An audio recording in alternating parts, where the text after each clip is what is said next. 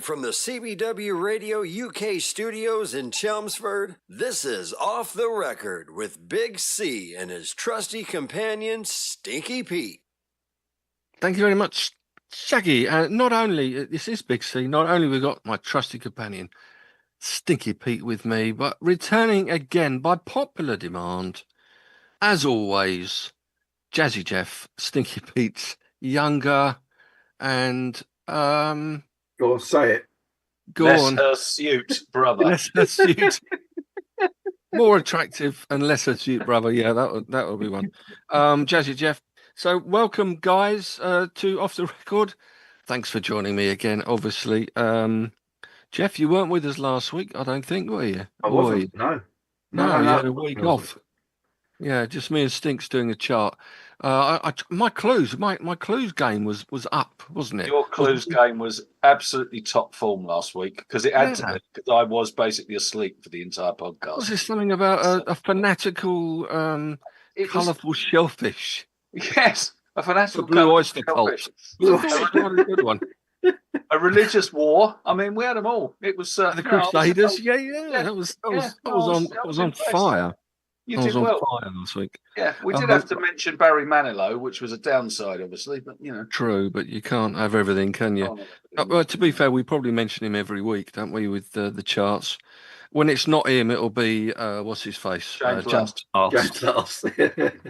or Nana Muscuri. We're not talking about any of them. Well, I hope we're not. Are we not? Are you sure? Don't you be so sure. Damn. Okay. Well, we're doing an alphabetical series of albums, and we are on the ninth of that series because we're up to the letter I. I was typing it out today on the post when I was giving it a bit of a promotion. And I thought the letter I, is it? It doesn't. Does it look like an I, or does it look like a little? It's really annoying. It's annoying. So I had to say that letter I, albums beginning with the letter I, and then in our ninth episode, in our ninth version, or episode of the series. So maybe what people will count A, B, C, D. Oh, yeah, no, that's I. What about it then? Eyes. Did you find it tricky, eyes? We haven't had a lot of prep time, of course, because we weren't meant to be doing Elvis. But sadly, poor Jackie wasn't feeling too well late last night, and even worse today, she texted me. So we had to postpone that because she couldn't really talk. So we're going to have it next week now. I'm getting to think that Jackie doesn't like Elvis as much as you do. We're getting put back every week, aren't we? We're going to we're looking forward to this Elvis show eventually. Hopefully it'll be next week. If you're both around next week, that is. I don't want to assume. I may not be, but I won't be missed if it's an Elvis one. You're always missed. You certainly will be. We love a target. Missed with Elvis. Well, yes. Only for my acerbic comments about the pub singer. But anyway, that we're not talking about Elvis. No, we're not. Good Lord. Or are we? Or are we? But letter I. Can I rephrase that? I'm not talking about. You're not. Okay. All right. Letter I album. So any albums beginning with the letter I, and we've had about a day's worth to prep for it. Well, probably a bit less, really. I seem to have been sitting here non-stop today, doing the show and then having to then think, I better do the prep for this I albums first. So having a listen to some of them again. Ones that I wasn't as familiar with, and I haven't listened to them recently, and then doing the show for tomorrow, preparing whatever I've got to do. But I'm here now. We're there. We're doing I albums. So have you found it all right, Eyes? A lot of them or not? I have 10 and 3 shout outs, and I own all of them. So with my usual rule, there is one small caveat around that, which I will come to. Okay. But there wasn't any more than that. So I went through my collection and I thought, right, I've got just enough for 10 and a couple of shouts. Well, as I said to you earlier, I got a list here.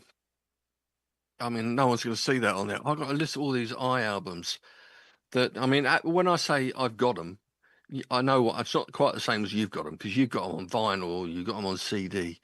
But Yeah. if I've got them on iTunes or whatever, and I, have them there and I listen to them, then I would count that too. So I'll be listening to them. But I made a list of ones I thought, yes, Stinky Pete has got to have these. And in front of me, I have almost definite, I think, 1, 2, 3, 4, 5, 6. Well, at least 6. Then I've got another couple of provisionals as well. But I I think am there's so incredibly boringly predictable. You are probably right. well, you said that. I squeezed 9 out, Okay. which is pretty much what Pete's ex-wife did. Well, on that No, note, Ruben wasn't squeezed. He arrived at second slip very, very quickly. that just sprang to mind. Sorry about that. Baby. So I squeezed 9 out, 8 of which I own, 1 of which I used to own. And I was absolutely astonished that I own that many. Because when I started thinking about it, I came up with 1.5 or 2, with the half being, 2.5, because the half's a bit of a, is that not an I one? So one of those, is it? So I've got sort of, but we'll see. I reckon at least 4 of them, 3 of them for definite, 1 possibly is what Pete will have. And I reckon at least 1 of them you'll have, if not 2. All right, well, we'll see, won't we? I mean, I was looking at them and I was thinking, it's difficult to know sometimes, like the A's and the ths. I think we don't include the A's and the ths. We don't include as A's or as T's. I found one today. I thought, should I? I'm not going to have it in this list, but for example, if you have Roman numerals at the start of an album title, I was thinking 3 sides to every story, right, by Extreme. That starts with an I. And it starts with a 1. No, can I just be clear here? True. It's true. A Roman I. A Roman I. Roman 1. No, I'm sorry. That does not count. We are going to. It looks like it, though, doesn't it? No, it doesn't. We're going to do a numbers album. But we call him Henry B, don't we? When we get to the end, we're going to do a numbers album. I suspect we'll probably do it when we do X, Y, and Z. Yes, together. X, Y, Z, and X, Y, Z, and numbers. Yeah. I've got a Z. When I was looking through earlier, I went, I've got a Z. So wow. Count me in for the Zs. It could be the only one. Be in for the Zs. Yes. Z, X, Y, and numbers. Anyway. Or Zs. If you're listening in the States or watching in the States. If you're watching on Spotify, not on Spotify, that will be on Spotify over the weekend. You're watching on Facebook, because we're there on the Off the Record Facebook page. We're also live streaming to Twitter or X, as you want to call it. I'm sure you don't. And also to the YouTube channel, the CBW Productions YouTube channel. This is episode 61. Nearly got it wrong. Episode 161 overall. I did get it wrong, which is Series 6, Episode 21. And we're doing I albums. So, who's going to start then? I've probably got around about 10 or so as well, actually. Maybe a couple more. And I've got possibly loads that can get a mention. Neil's given me a few to mention as well. Shall we start? We'll start alphabetically, shall we? Jazzy comes before Stinky. So a J. A G, sorry. A G, not a J. Big comes before J. P comes before J. Big. Oh, big. Big C comes before J for Jesse. Big C. All right. Well, I can go first if you really Go on, want. then. It's your show, Colin. You go first. Oh, no. All right. The pressure. All right. Okay. I'm going to go first. Right. This is an album that I had a little bit of a listen to it again today. Came out in 75. March 75. It was his debut solo album, self-titled. So you can work out, who's got a name beginning with I? And I'm talking Christian name. I mean, is that fair? We're allowing Christian names as beginning with the letter I, yeah? If his first name does begin with I, of course. So that is what I've got. 28th of March, it came out. It was it got to number 21 in the UK chart, the album. US, it got to number 50.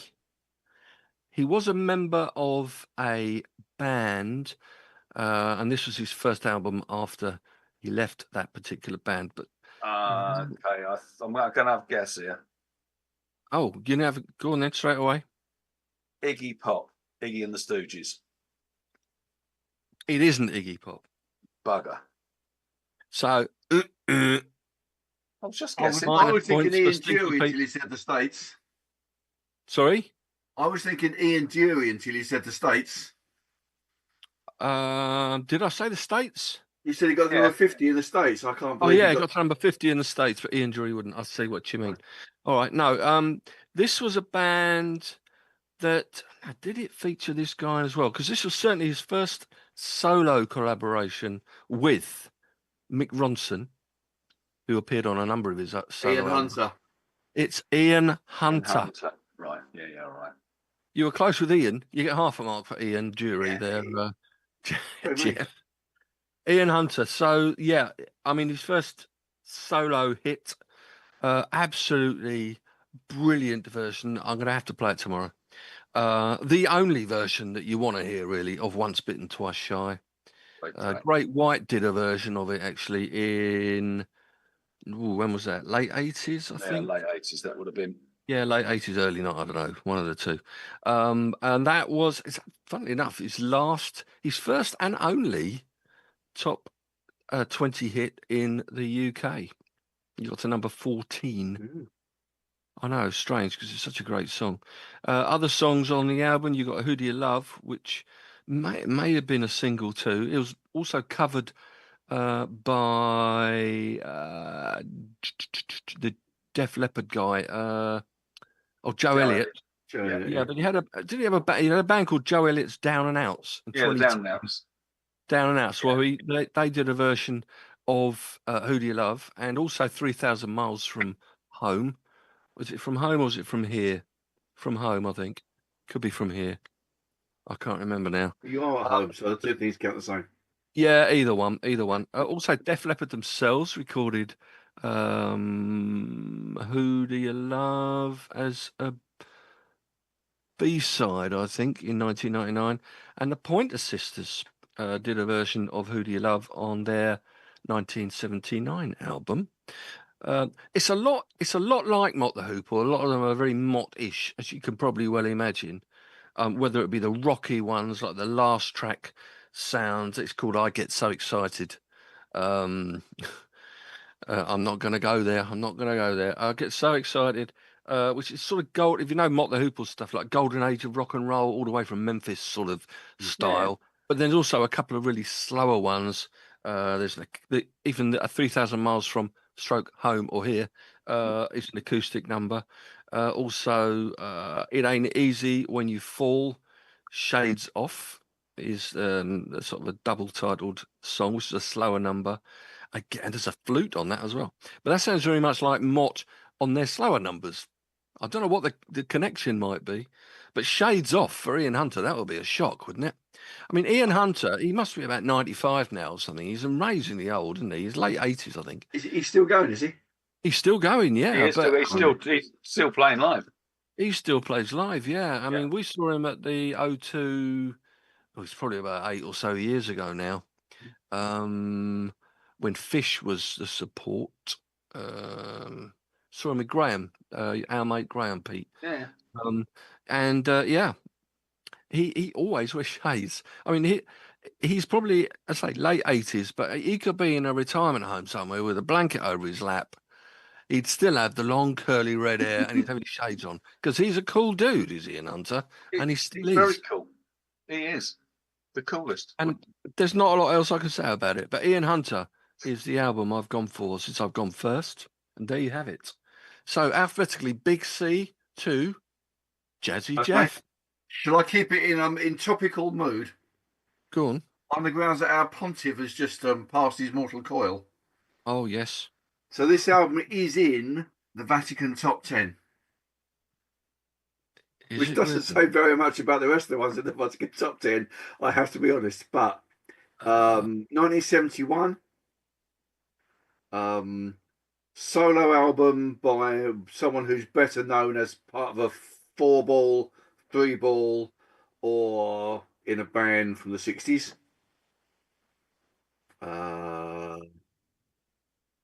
There's nothing else I can say without giving it away. Is this one of the Crosby, Stills and the Nashes and the Youngs? It is. And it's a solo album in '71. Is it going to be Dave Oh, Crosby? I know what it is. It's I can always remember. If I could only remember Only your name. remember my name. If only I could remember my name. That's My David name. Crosby, Dave yeah? Crosby. David Crosby, yeah. Yeah. It's a superb album. If you haven't heard it, it's fantastic. It's all that. There's a lot of Graham Nash involved in it, in backing, and a bit of Neil Young, which I hadn't remembered. But it's very definitely a David Crosby album. Those fabulous harmonies and those haunting tunes that he sings. There's 9 tracks on it, but there's a song called "The Song with No Name," which is sorry, "The Song with No Words," which is my favourite. And they basically just Is it an instrumental? Huh? Is it instrumental? No, it's not, because it's got voices in it. So they kind of like do. It's not scat singing, but it's kind of like ethereal type singing, and it's well worth a listen to. Yeah, and that was one of the ones that I thought, I've got one beginning with I, and I know what it is. Yeah, that was one of the 2 you originally thought of. It was one of the 2 that I originally thought of. Well done. I know the album and not that well, and I certainly don't own it. Well, I've got it actually. I've got it on here somewhere, but it's not an album that I've. I chose one off it for familiar the show, but last year sometime, I can't remember, or earlier this year. You'll have to which pick one it a was. song for tomorrow. You're going to pick some songs from your IAMs. Are you around tomorrow or not? Yes. Yeah.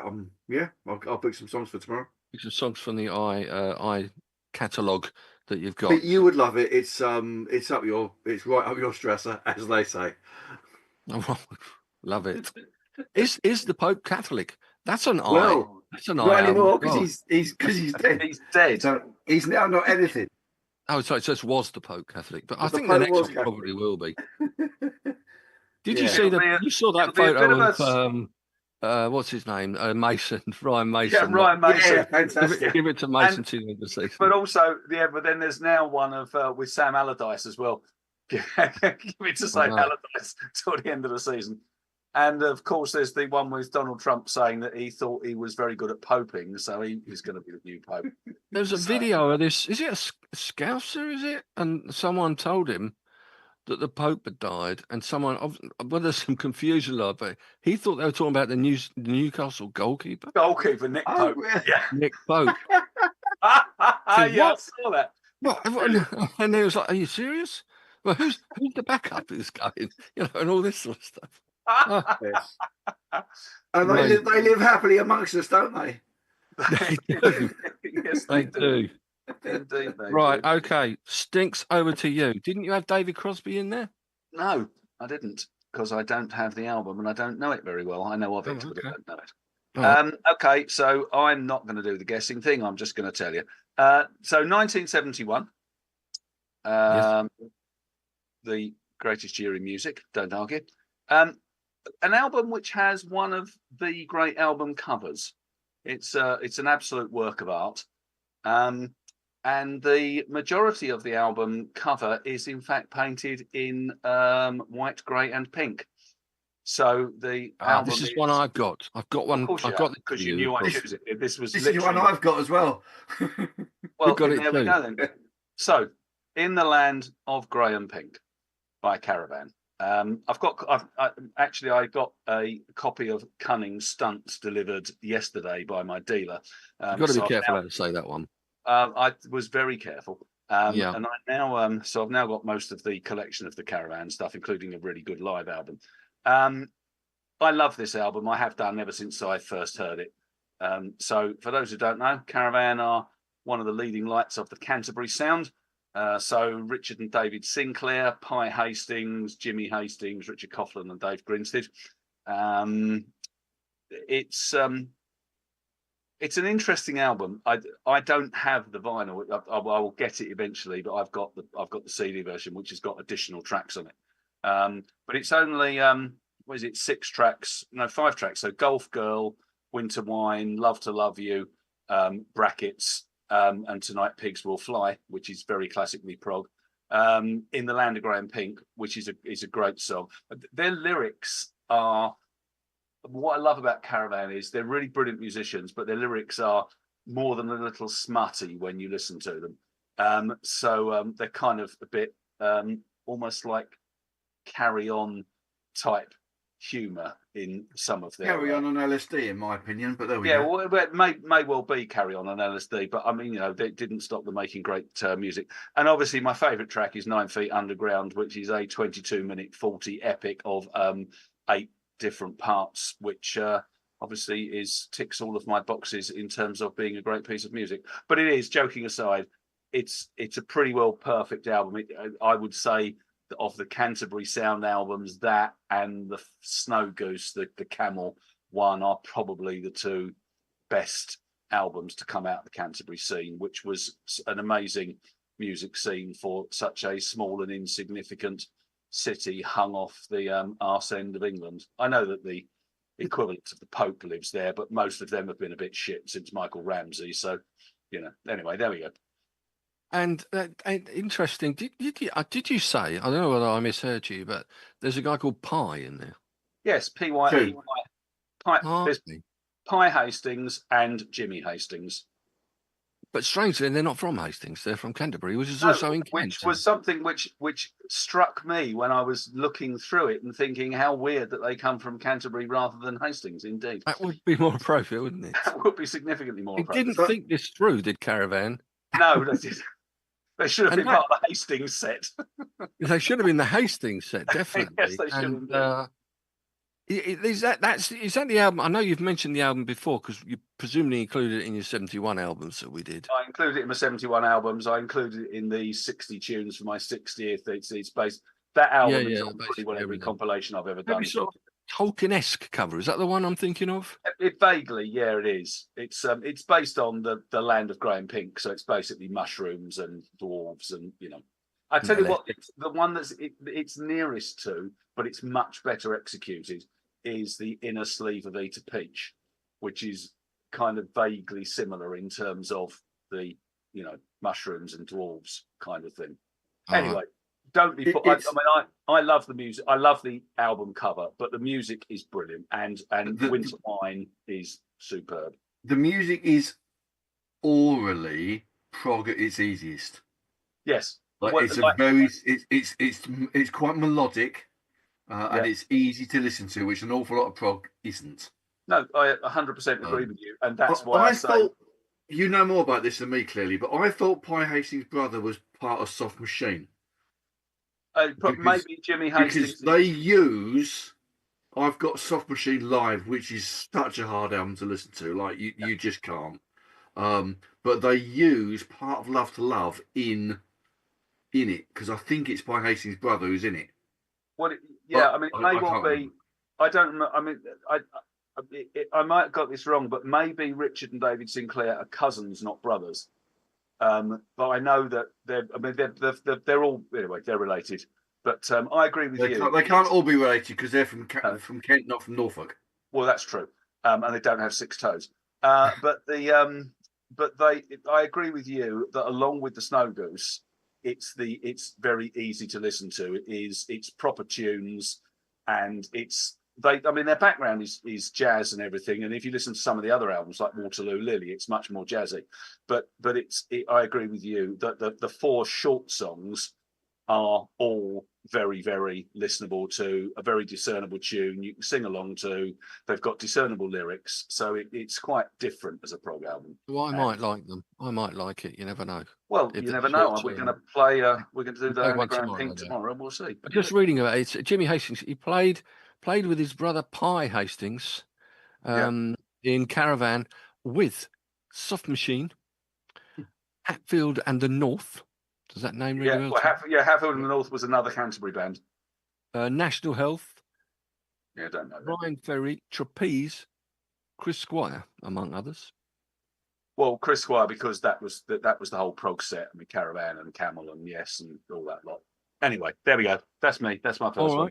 Also performed on the boringly predictable Radiohead album Amnesiac in 2001. He played.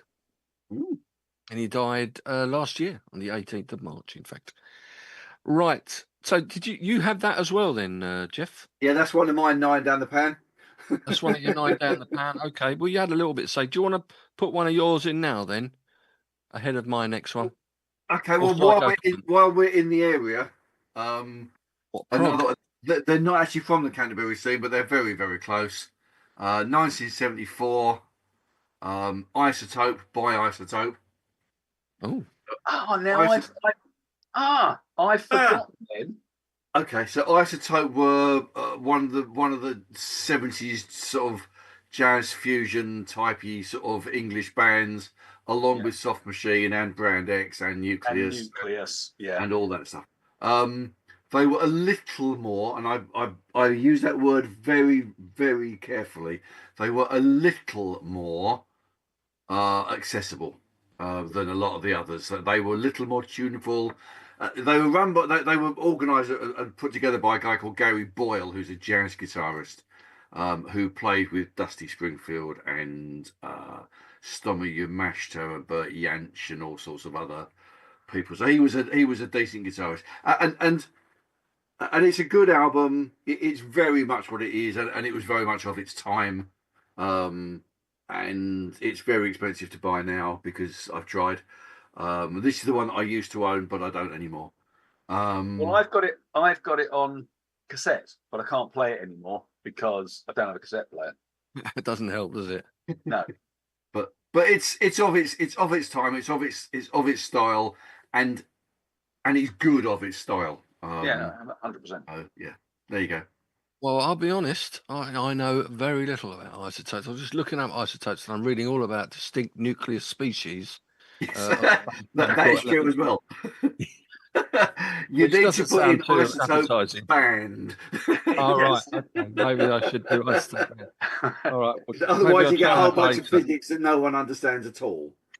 And then you get someone from the NSA knocking on your door because they think you're going to build a nuclear bomb. So it all goes very badly from there on in. And suddenly you're on the dark web. All right, I'm going to go for one now that I think you might have anyway, Jeff. So it might be another one that we've both got. 71 again. Do you have one from 71, Jeff? I have 3 from 71, so Yeah, all right, okay. I've got September. another one from 71. No, I've got 2 from 71. Okay.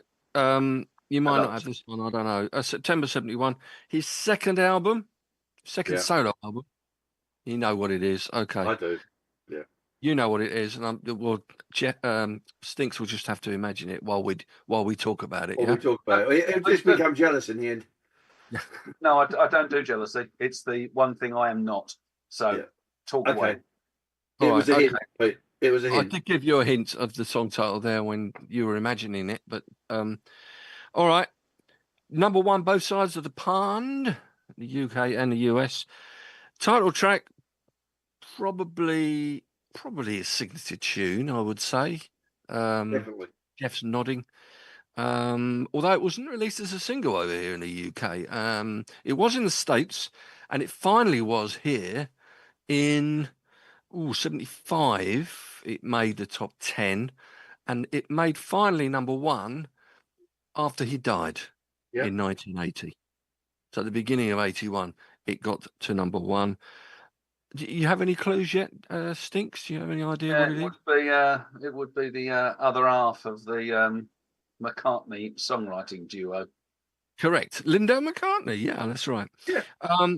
Imagine a stellar cast of musicians, the usual cronies, George Harrison. Well, I hadn't realised how much George Harrison was on it. Yeah, he is on it quite a bit. I couldn't believe that. Well, he was on it. He's playing on the rather angry How Do You Sleep? You can see him talking about it with Lennon over the breakfast table on the video when he's having a pop at McCartney, saying, all you ever did was yesterday, and now it's just another day, and things like that. Your music, it's music to my ears, the stuff that you did. But there's also a very catchy little song called Crippled Inside. It's the second track, follows Imagine at the start, which is a very jolly piano in there, like tack piano. You know what I mean when I say tack piano, Jeff? No. Oh dear, that's a shame because I don't either. Um, I thought you could fill that in, but it's like a tappety sort of rhythm thing. I don't know. There's something where they put something on the pedals that make it sound a little But a bit. piano is basically a percussion instrument anyway, so it's just making it more percussion than it already is. Oh, maybe so. But I think it's almost whether or not, because no one says about this being an attack on McCartney. But I don't know whether it is. I don't know. But the lines like "You can shine your shoes and wear a suit. You can comb your hair and look quite cute. You can hide your face behind a smile. One thing you can't hide is when you're crippled inside." And it goes on like that the whole song. And I don't know whether it's about McCartney. I just read things into. I'm like these mad Beatles fans in the '60s, reading things into the Into song all sorts. titles and their I lyrics. don't think there was any love lost by that stage, was there? There Uh, wasn't, but I as think he I said think I himself, think it got easier as time went on. yeah, even the "How Do You Sleep Out" song, which was very vindictive, he said Lennon, when interviewed by probably Parky, Mm. uh, it was really a song about myself, and it was, so I think, but there, not only is that on it, Imagine, Crippled Inside, but Jealous Guy, another Well, which is superb which song. is Pete, why I said you'd be jealous.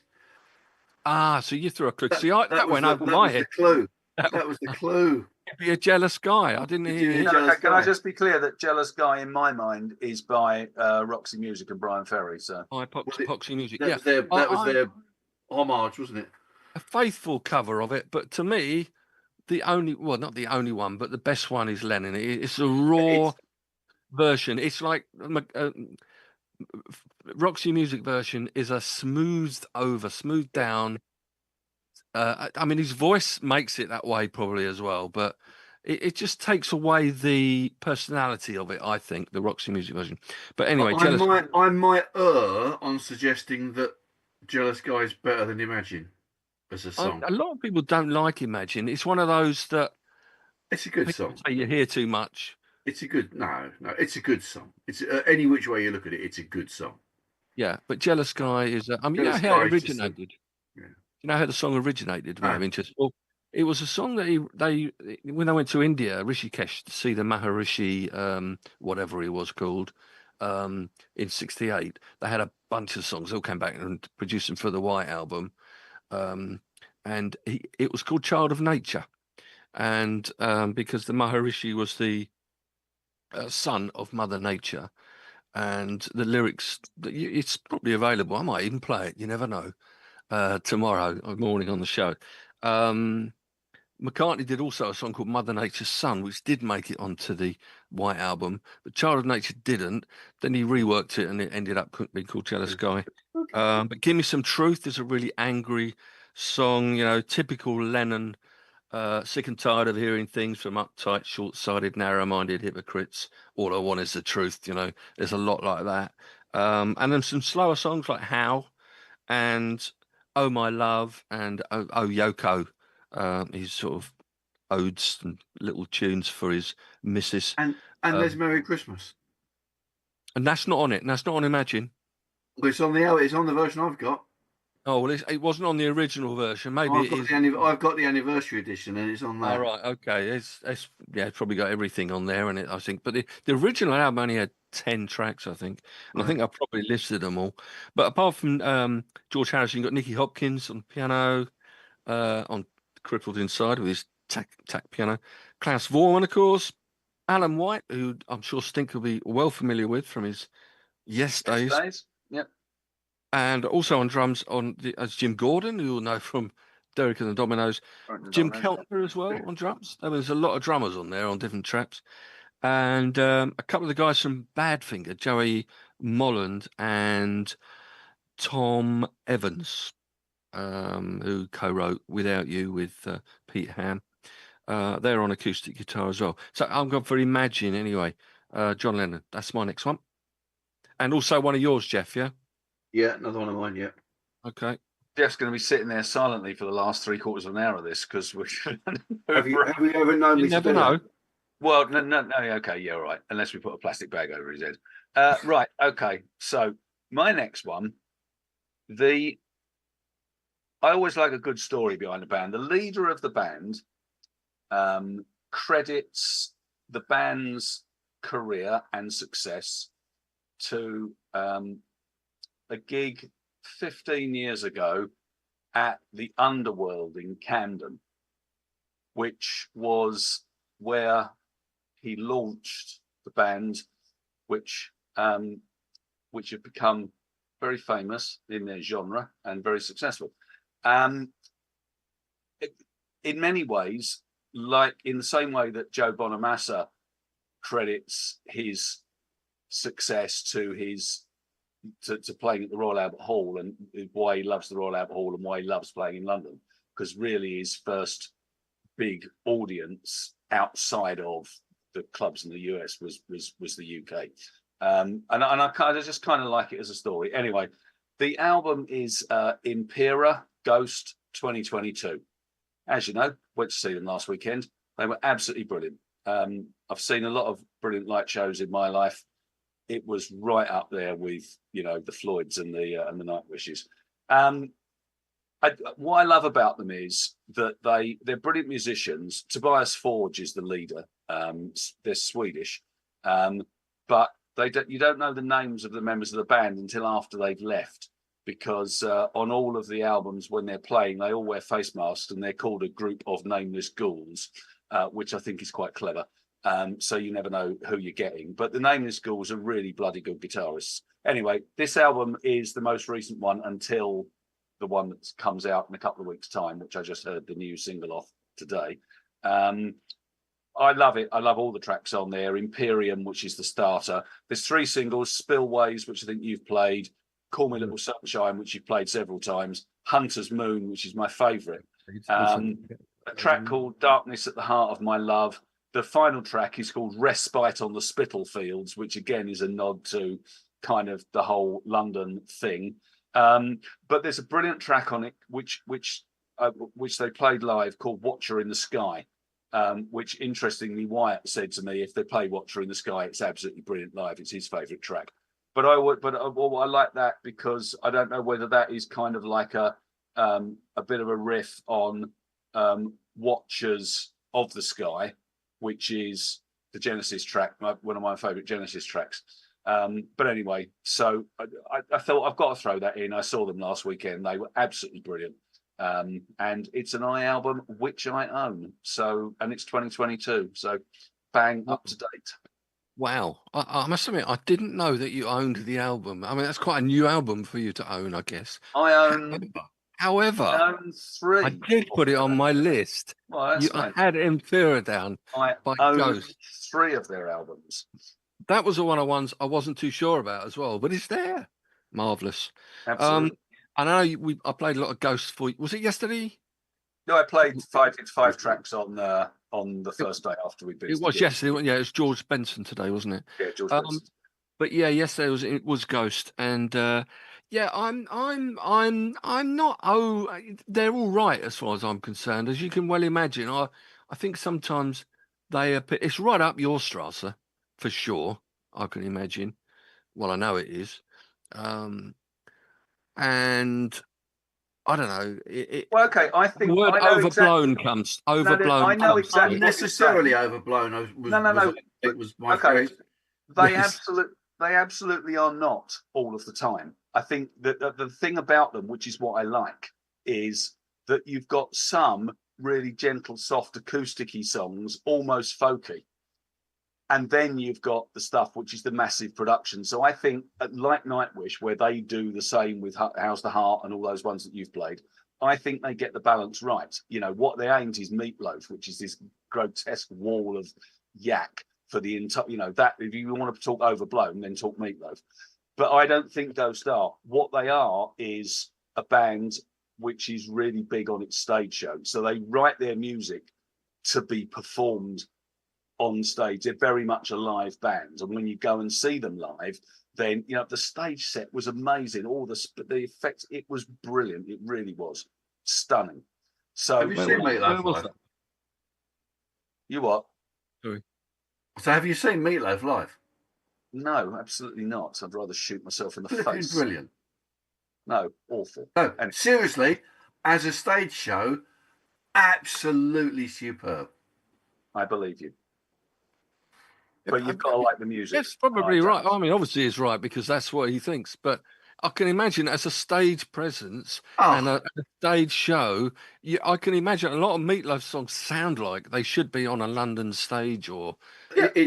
Broadway or it's whatever. very theatrically dramatic. Exactly, yeah. So you'd imagine it's if you're going to listen to Meatloaf, you'd want to listen to him in a show like that rather than on a record. Or, And I totally get that. So sorry, let me re-say what I was saying.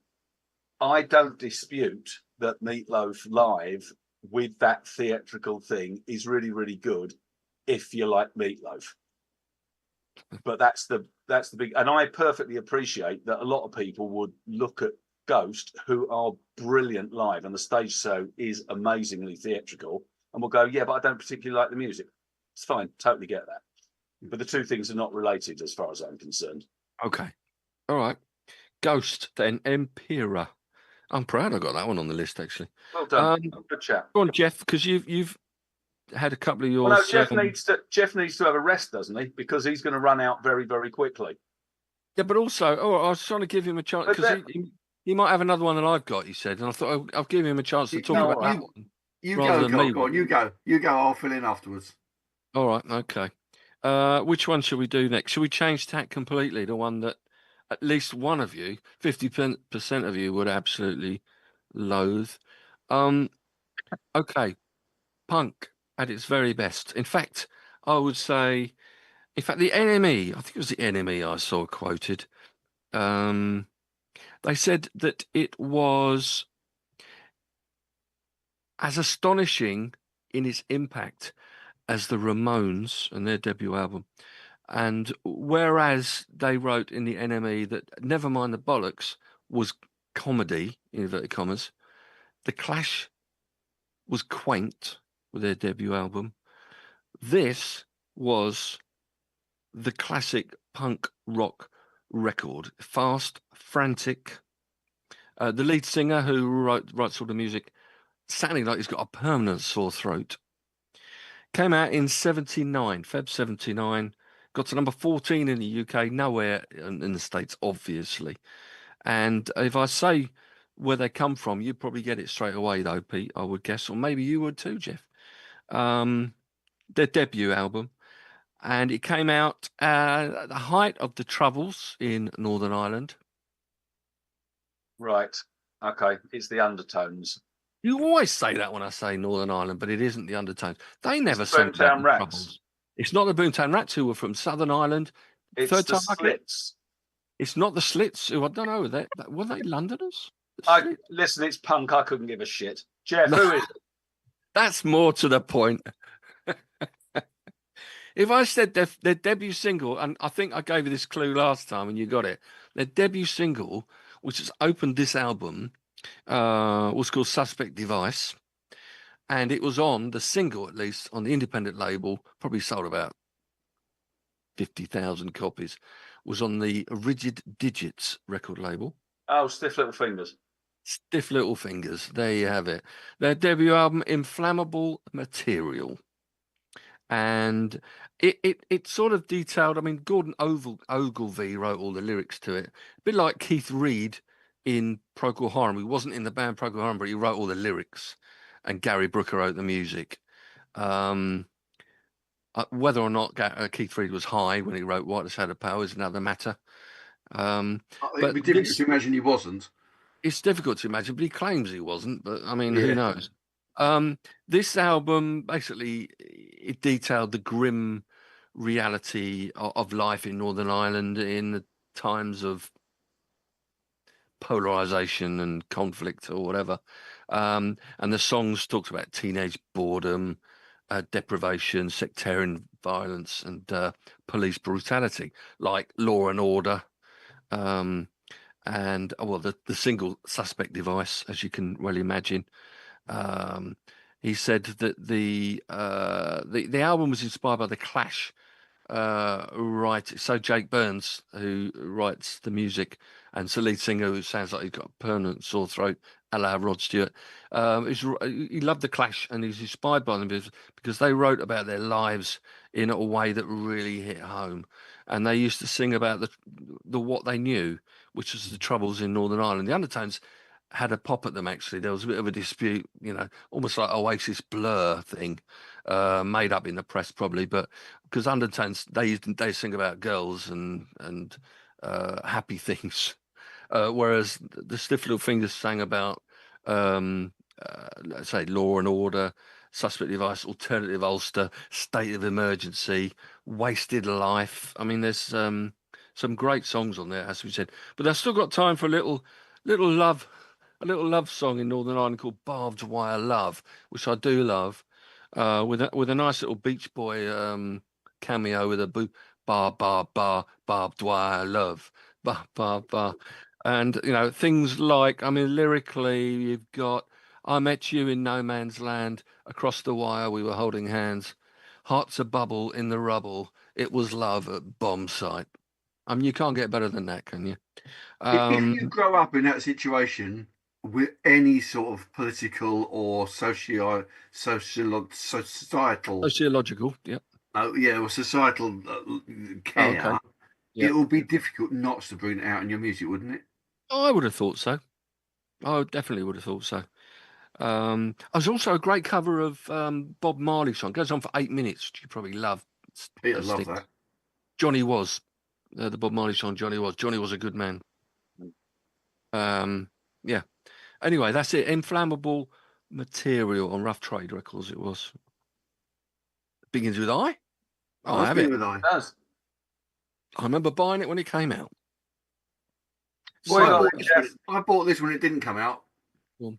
But I tell you, I'm going to give you the name of the song, of the album, and I'm going to read you something about it, and then you're going to guess who it's by.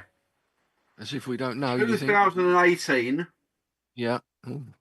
Modern. It's called In the Blue Light. Mm. And it says this: these are songs I thought were almost right and were odd enough to be or were odd enough to be overlooked first time. Rearranging, redoing harmonic structures and lyrics gave me time to clarify in my own head what I wanted to say or to make it more clearly understood. It's an older album that he's just reworked, or is that just? They are all older songs that have been reworked off a number of different albums. Of a number of their songs, not covers, but their songs. So is this basically a compendium, a compilation album? No, I did because they're not allowed.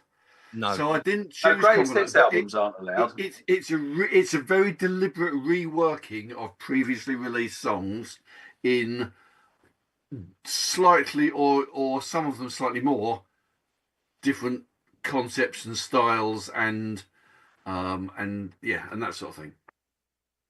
No, it doesn't ring a bell to me. No, mate, no idea. Paul Simon. Oh, of course, Paul Simon. So what's on it? Tell us. So some of the stuff that's on it. One Man's Ceiling is Another Man's Floor is on it, which I love the original. That was off There Goes Robbie Simon, I think. Yeah. How the Heart Approaches, which is off One Trick Pony, I think. Renee and Georgie McGreet with Their Dog After the War is on Hearts and Bones.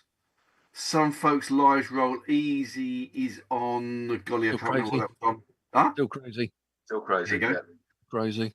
And then there's a whole bunch of stuff off You're the One. Is that what it's called?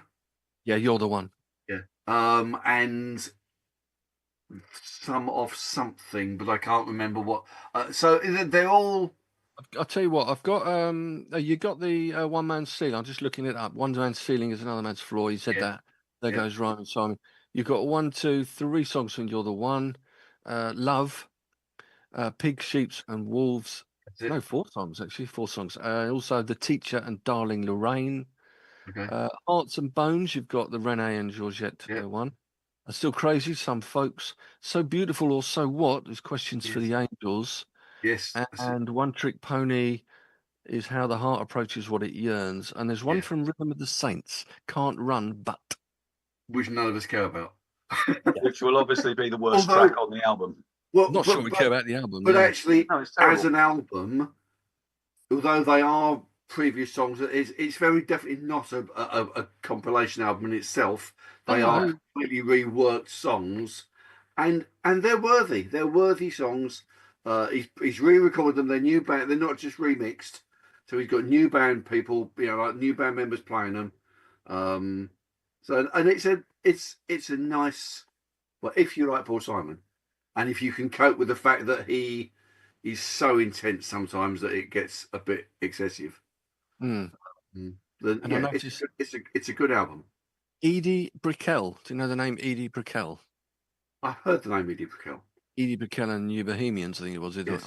What I Yes. Am is that one. That's Yeah, right. What I Am Yes. is one.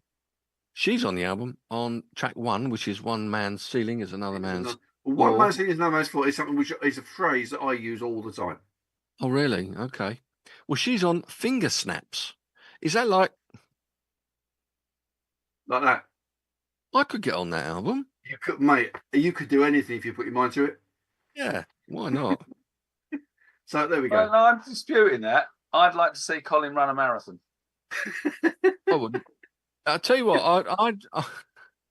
I'd run a marathon, but I wouldn't make it halfway through. But if I did make it halfway through, I'd say I'd run a half marathon. I mean, that's the way to do it, isn't it? If it was me, I'd run a Snickers. Oh, Yeah. definitely. I'd Definitely eat half run a marathon. Yeah. Yeah, okay. There No, you go. I would In the die. If we blue did a light. marathon, die. I Right, recommend listening to it. In the blue light. If you've got time, I recommend listening to it. Okay. But then Well, I you do can like Paul always Simon. request the odd song, can't you? Tomorrow or on Friday, actually, from these albums, if you want. And I'll have to hear it, won't I? So that'll be something I can listen to. That's true. Thanks, go on. What you got next? Which other one on my list for you? I've still got most of my choice since I've only done 2. Go on then. Keep okay. going. This Give us a one's couple. easy. This one you'll know I'm going to choose. Many people argue that prog rock was invented by Procol Harum. Those people who don't agree with that say that it was invented by this album, 1969, in the Court of the Crimson King. Okay, King Crimson. Yeah. I did. So I think very brave at the time, self-produced. When you think about how complex it is and the recording technology that was available at the time, to self-produce, I think was a big, it was a big statement of belief in themselves. Robert Fripp, Ian MacDonald, Greg Lake, Michael Giles, and Pete Sinfield on words. So a good selection of brilliant musicians. And only a few tracks, much like The Land of Grey and Pink. So 21st Century Schizoid Man, which is one of the songs that everybody knows. I Talk to the Wind, which most people don't. Epitaph, Moonchild. And then the second side is the whole of it is the Court of the Crimson King, which has got 2 elements to it. Return of the Fire Witch, Dance of the Puppets. I absolutely love the Return of the Fire Witch. It's a great track. I just think it's it's very much of its era. I've got it on CD, not on vinyl, and so you've got kind of like a whole history thing, all the front page of Melody Maker and everything when they entered the charts and the big impact they made. So it's kind of quite an interesting history to read. I don't love King Crimson. I haven't got any of their other stuff. I eventually will get Lark's Tongues in Aspic, but for me, this has its place in the history of rock music, that particular genre, and I couldn't leave it out. Is that why you got it? Because of its place in the genre and the fact that it was. Yeah, it was. I mean, I absolutely love the Court of the Crimson King. I just think it's a brilliant piece of music. I quite like the rest I can take or leave. But I just felt it was one of those things. There's some albums which you just go, it's okay, but I've got to have it if I'm going to have a collection. So yeah, that was why I bought it. I'm sure a lot of King Crimson fans are moaning about Fripp because what does he do now? Apart from he's fanning around with his Mrs. Toya Wilcox on his Yeah, he YouTube channel, does. doing his They covers do and stuff. Yeah, Sunday but they Sunday also, brunch, or something. yeah, Sunday brunch and the kitchen sessions. It's quite good. In fact, I It is quite like quite that, good. as Isn't it? opposed It's to quite the fun. Yeah, it's yeah, quite yeah, fun. it's quite fun. But I'm wondering with a lot of King Crimson fans, well, Fripp, can't you just get to playing guitar like Your like guitar you- back out. Yeah, Oddly, Yeah. I own In the Court of the Crimson King, Oh, and it is not on my list because I forgot I owned it. right, okay. And even Is that more what you were so, just looking down there? I just saw you leaning down there. I forgot that it began with I. I'm not a big prog fan, despite living with Pete for hundreds of years. Now, it wasn't hundreds of years. It was 17 years. No, That's it wasn't more even than, that. trust me, that's more than enough. It felt like 100 years. And I really like this album. I think Yeah, it's a fantastic album, and I think 21st Century Man is a superb song, and I think Robert Fripp is a brilliant guitarist. He is. And you're right, it holds a place, but it holds a place because it's good. I'm not disagreeing with it. It wouldn't be right up the top of my list of albums. You know, I'd choose In the Land of Grand Pink over it 100 times out of 100. But yeah, it had to be on the list. Go on, give us another one then, Pete, because you're behind, I think, aren't you? Well, I'm good. All right, so I've got a twofer which I'll save. So I'm going to go for one of my other obvious ones. Now, this is the only one which I don't actually physically own the album, but I own all bar one of the tracks on compilation albums, and it is the final quote unquote album by the greatest hard rock band ever in the history of the planet, In Through the Outdoor. Through the Outdoor, okay. Yeah, Led Zeppelin, 1979. I've had all of these so far, but as you say, they've been predictable. Yeah, of course. But I mean, you know, why wouldn't you choose them if they're your favourites? In a list of Led Zeppelin albums, though, where is it? It's 8. It's the worst of worst of them. If you discount Coda, which is the compilation, was it, or throwaway? It was the throwaways. It was the sweeping up in 1982 of the bits that had been vaguely released and done in other versions. And I've got Coda, so this is the one that I don't yet have. And yeah, it's not a great album. And I think most Zeppelin fans would have it as their worst album. But it was released just after the Nebworth shows. It was recorded at ABBA's Polar Studios in Stockholm in November, December 78. And they were a good Swedish band, weren't they? They're not bad. They weren't as good as Ghost, but anyway, or Opeth. Pretentious but it came out in early 79. What's different about it is, and it's interesting reading a little bit about the history. It's very much John Paul Jones and Robert Plant dominated.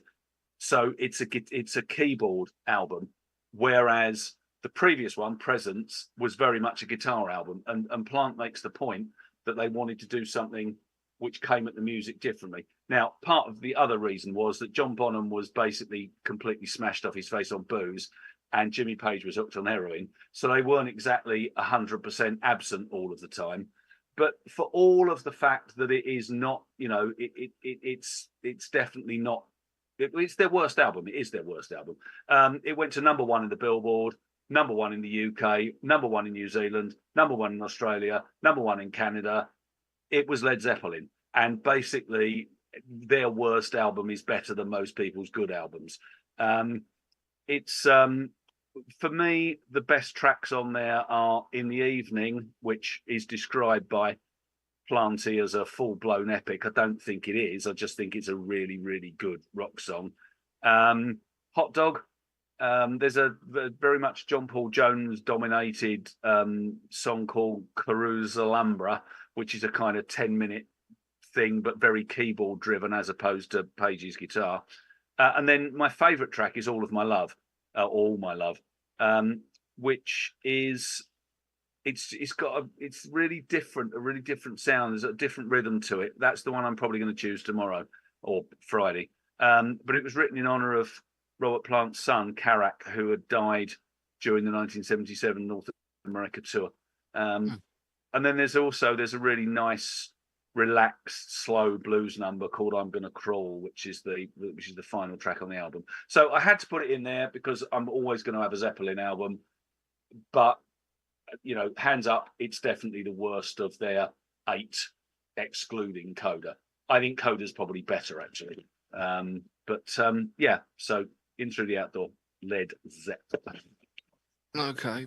Now, this is maybe the issue with having just ones that you own, because they won't necessarily be ones that you like a great deal now, even though you bought it and you listened to it. It's not like, oh, that's a great album up there. No, but I mean, some of the ones that I've still got on the list, and also also 2 of the ones I've already chosen are ones that I play all the time. So it depends. To that. Right. Anyway. Okay. I'm going to throw one in now, a bit more up to date, from 2005. I'm not even going to bother trying to give you clues for this one. I got it. I'd never had any of their albums before. It's their 6th album. They're like a US indie rock band, mainly with the founding member Connor Oberst in. Also, he's a singer-songwriter and guitarist. Also, the producer is a multi-instrumentalist as well. Mike, I can't remember his last name now. But it's sort of a bit folky. It's a bit country. It can be a little bit rocky, but mainly folky country, I would have said. It came out on the 25th of January, simultaneously, funny enough, with their 7th album, which I wasn't so keen on, but this one I really did like. It's got a song called Road to Joy on it, which is, as I read, an interpolation, steady on, of Beethoven's Ode to Joy. And the title of the album was taken from the lyric of this song, in fact. Emmylou Harris features on 3 tracks on the album. The album is by the band Bright Eyes. Are you familiar with the band Bright Eyes either? No. I'm okay, and the album's called by Art Garfunkel, but that's yeah. Okay, no, there's no rabbits involved in this. No rabbit is hurted in the making of this album. Hurted? That doesn't sound right. I can't believe you just said hurted. You went to grammar school. It's never hurted. No, it's never together, man. Never hurted. The album's called, by the way, I'm Wide Awake, It's Morning. And it got to number 23 in the UK, and it got to number 10 in the US. The opening song is called At the Bottom of Everything, and it features like a 2-minute, if you like. Is it prologue or monologue? But he's talking. You can hear him having a bit of a drink of something, and it's about him sitting on a plane, and before engine failure hits, and it goes plummeting down into the deep blue ocean below. And lyrically, I think I love the song. Actually, I mean, I've just picked a lyric from it. We must hang up in the belfry. We must hang up in the belfry where the bats and moonlight laugh. We must stare into a crystal ball and only see the past. And in the caverns of tomorrow, with our flashlights and our love, we must plunge. We must plunge. We must plunge as they go down. Lua. Sorry. It's a cheerful song, man. Cheerful song, yeah. It's cheerful. But the good cheerful news song is, it is. Lyrically, maybe not. No. But the good news is he survived the crash because he couldn't have written the song if he hadn't. He couldn't have written the song. It's true. No, true. It's true. It's a Christmas miracle. Some of the others aren't so cheerful. Like Lua is a great song as well, about 2 people struggling from depression, addiction, and an interminable night. And again, I've got a lyric here. I've got a flask in my pocket. We can share it on the train. And if you promise to stay conscious, I will try and do the same. Well, we might die from medication, but we sure killed all the pain. What was normal in the evening, by the morning seems insane. A First Day of My Life is another single from it, and another travelling song. I'm going to play one of these songs from the album anyway tomorrow, at least one, because it's my show. I might put 2, you never know. Anyway, Bright Eyes. And that is I'm Wide Awake, It's Morning. But you didn't have that down on any list for me. No, absolutely not. Okay, who's next then? Who wants to go next? Yeah, Parade. Shall I chuck this one? And we've had this one before, so I won't say very much about it. Okay. This was one of my Desert Island discs. Ooh. If anyone remembers those. 1988, Everything But the Girl. Idlewild, Ah. which is the one that's got "We Don't Want to Talk About It." I don't want to talk about it. Excuse you. And it's basically synths and acoustic guitar and vocals. The standout song, as far as I'm concerned, is "Last Night I Sat Down and I Heard Caruso Sing," which is just a beautiful song with a fantastic lyric that says he's almost as good as Elvis. So I thought I'd just get Elvis in this week. Why not? He's not got there's- mention. Everybody's almost as good as Elvis. The cat Well, there next we are. was as good as Elvis. So there's no need to say very much because we talked about it at length when we did, whenever that was. Actually, it's probably over a year ago now. It's But, a while ago now. Yeah. But yeah, okay. but it's a great album. It's not particularly well known. It's not one of their better known albums. Not your normal bag either, is it? Is it? Not really. No, it's a bit. Although he's a very capable acoustic guitarist. But it's a bit synthy. She's got a lovely voice. Tracy Thorn. That girl. Yeah. Yeah. So, but yeah, it's just one of those albums that I got and I liked, and it stayed with me because it pushes a lot of buttons when you're in that sort of mood. Fair enough. There's nothing in it that's going to hurt anybody, you know. Mm-hmm. Or really, it's not gonna damage you. Okay, that's good. That's a good sound then. It is.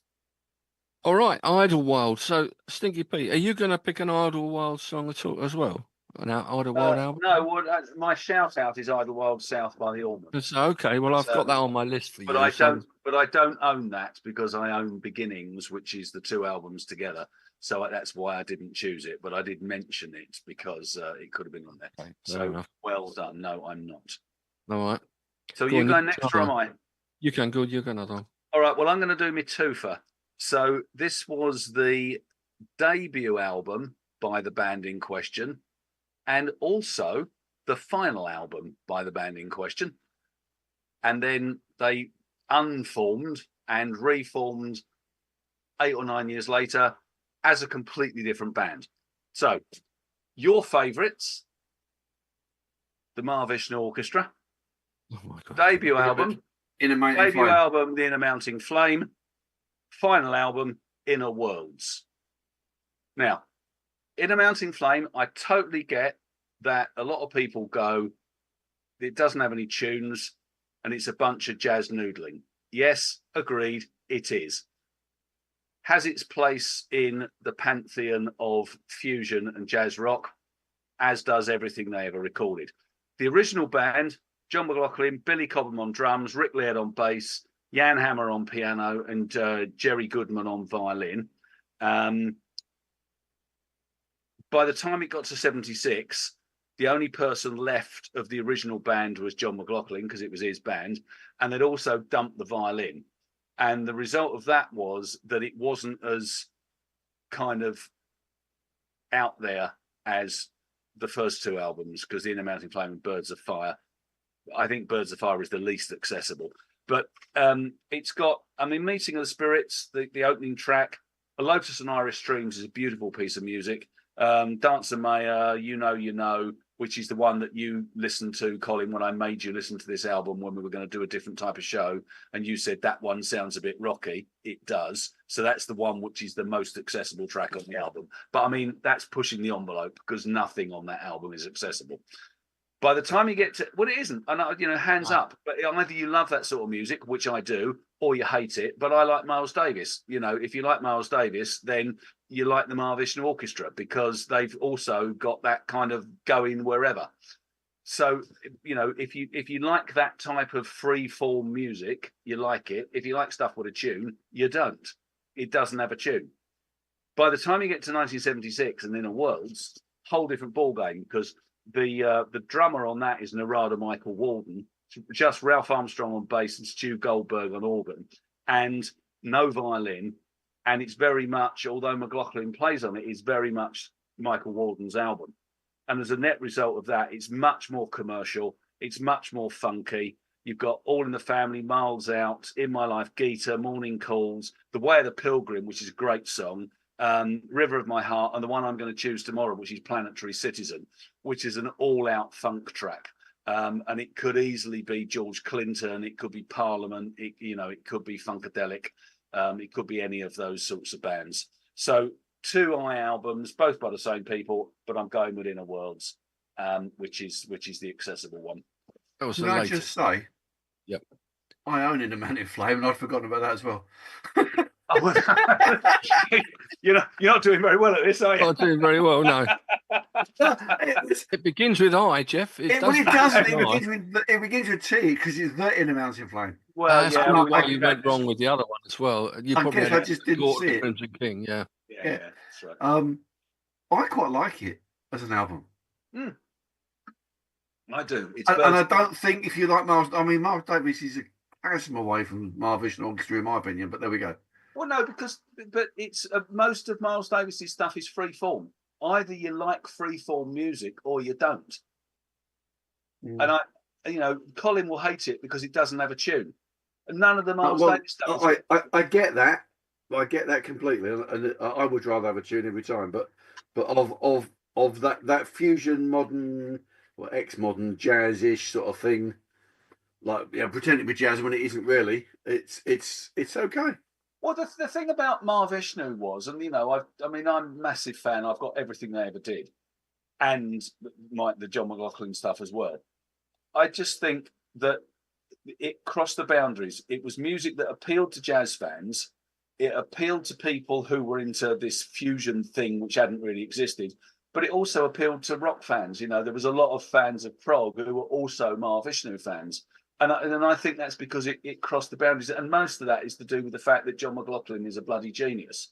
So, and I think that you recognise the genius in the musicians, even if you don't like the music, So anyway, there we go. That's my shout out. As you know, I probably wouldn't be that keen on them.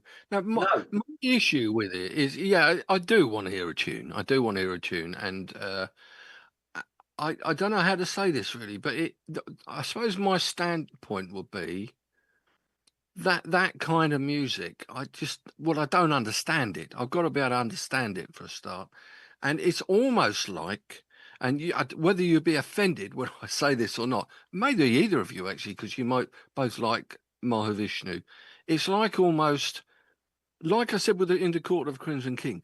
Do you get that because of its genre, its sort of place within the genre, because it's a good album, so-called, or rather than the fact that you like it? This is what I don't understand. It's either it's a good tune. I think you've got. Go on, Pete. No, all I was going to say was I love all the Mahavishnu stuff. The weakest album for me is Birds of Fire, which is the second album. And Birds of Fire is the one that everybody goes, if you're going to buy a Mahavishnu Orchestra album, you've got to buy Birds of Fire. So it's almost like that's the one you have to own to have something of the genre. And that is the last one I would choose of the 6. It's almost like, I'll let you have a word in a minute, said Jeff, but it's almost like what I always think about. It's almost like a cult.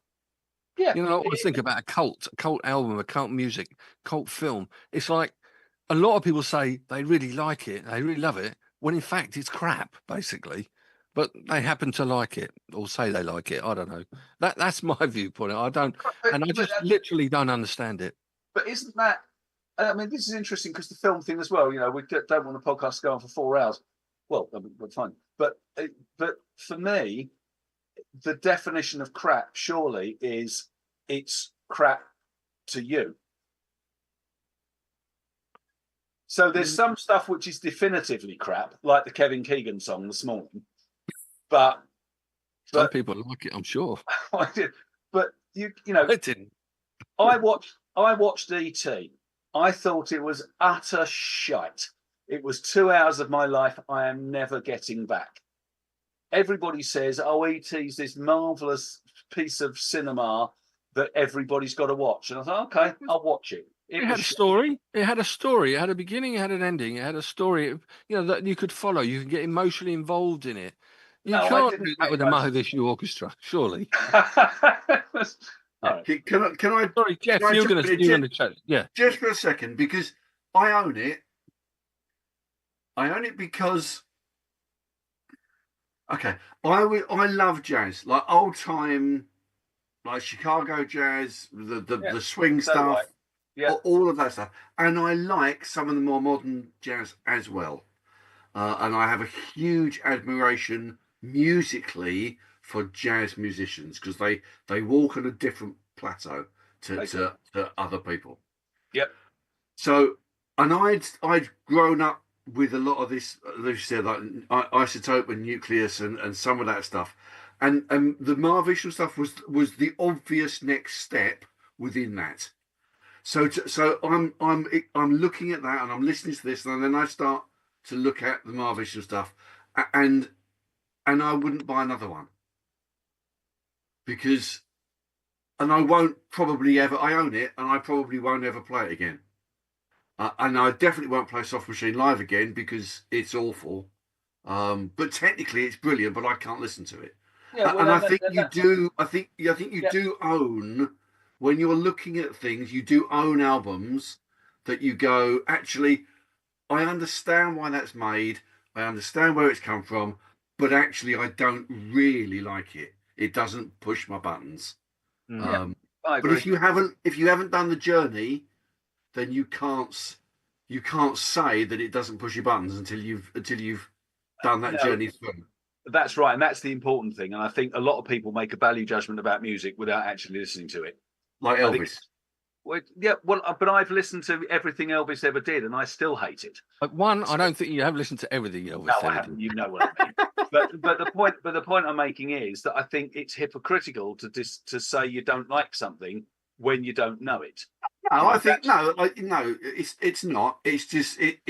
No, I don't agree with that because I think plenty of people say they don't like stuff when they've just heard a bit of it here, a bit of it there, and it depends why you're listening to it. So I listened very Yes. deliberately to see what was going on in that style of music, Yeah. and now I own 5 or 6 albums that I will probably never play again because actually I don't need to waste my time listening to it. You But I said, know that I didn't need to do that. I bought a bunch of Miles Davis. I bought a bunch of John Coltrane. I bought all the Weather Report stuff, all the Return to Forever stuff, all the Marvishal Orchestra stuff. I play it all the time. I love it. Great. So And that's Well, good. I would listen to a little bit of everything. But I mean, I've listened to that whole album, Vishnu, that you gave me the other month, year, whatever it was, stinks. And I just, yeah, just went over. It's which just like which I very totally get. admirable the way they can play their instruments. But, it just went everywhere. But, if we carry on with this chat, we won't get on with any of the other ones. So we all know our feelings on that. Right, I'm going to throw in, we're probably running a little bit out of time. So I'm just going to mention a couple of albums, won't say much about them. Complete opposite to Mahu Vishnu, needless to say. And I'm going to go for the Pogues. Good band. And this is their third album in January '88. If I Should Fall, from Grace with God. There's about 15 tracks on it, but nothing over about four minutes, I would say. The obviously big hit for the Pogues, Fairy Tale of New York, is on there with Kirsty MacColl. Some other, I can definitely play one tomorrow from the album. Thousands of Sailing is a nice song as well, written by Philip Chevron, who was in the Radiators, that album I gave you to listen to recently, Which I enjoyed. which you enjoyed, but you wouldn't. I remember you enjoyed it, but you wouldn't really want to listen to it again, sort of thing. It's one of those. I would listen to it again, but I don't listen to half of it because by the time I got to the end of it, I felt like I'd listened to the whole thing twice. But it was Fair enough. actually 12 All right. different things. Well, Philip Chevron, he wrote this song, and in fact, it's the only album up to that point, anyway, that had songs on that weren't written by Shane MacGowan.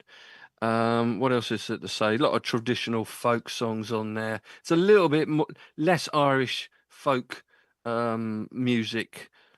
They incorporate a few other musical styles from other parts of the world, like Spain in particular, with Fiesta, for example, or Turkey. But yeah, and they had a song about the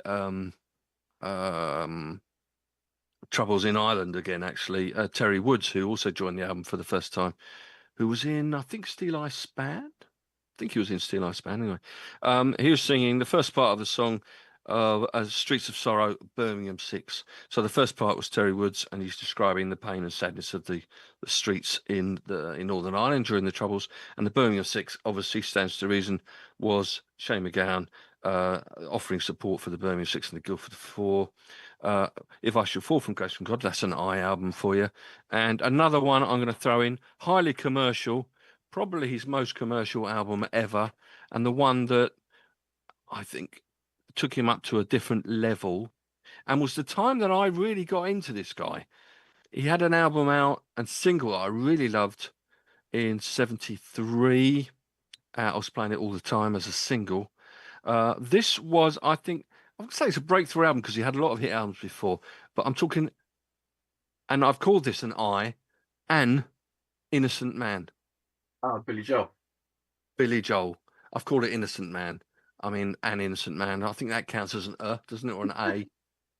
His ninth album, Well, sort of a concept album, tribute to all the pop music in the States he was listening to in his adolescence, late 50s, early 60s. So you got 7 singles on there. Tell Her About It, Uptown Girl, An Innocent Man, Longest Time, Leave a Tender Moment Alone, This Night, and Keeping the Faith are all hits. Most of them both sides of the Atlantic. The last 2 weren't. This Night was well, actually, technically, it wasn't a hit, not number 78, but a really nice tune. It was the chorus was actually exactly the tune to Beethoven's Pathetic sonata. This night you're mine, blah blah blah. It's only you and I. If you know the tune, you'll be able to sing it. But they were. Tell Her About It was like a Motown-y song. Supreme's Four Tops. Uptown Girl was a tribute to Frankie Valli and the Four Seasons. but They were all Christy tributes to. Brinkley, wasn't it? Sorry. It was about Christy Brinkley. Possibly so, yeah. Or was it El McPherson at the time? I don't know. He had. I thought it was, well, I don't. Yeah, I You thought might be right. Yeah, well, I suppose actually because It was some blonde on a motorbike. Yeah. And he was in. Yeah, it's a bit like characters from Greece, wasn't it? The Yeah, video. yeah. Yeah, I won't go any more about it, but yeah, there were a lot of other tributes on there, Sam Cooke and people like that. But Innocent Man, I'm going for. So, Right, Jeff, what we got from Jeff. you? Okay, I'm going to check this one out. You might have this, Colin. There's an outside possibility. Yeah. Inside In, Inside Out. Dukes.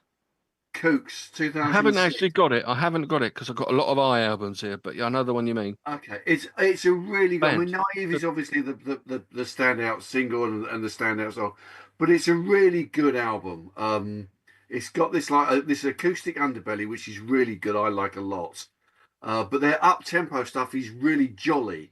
It's not thrashy, angsty.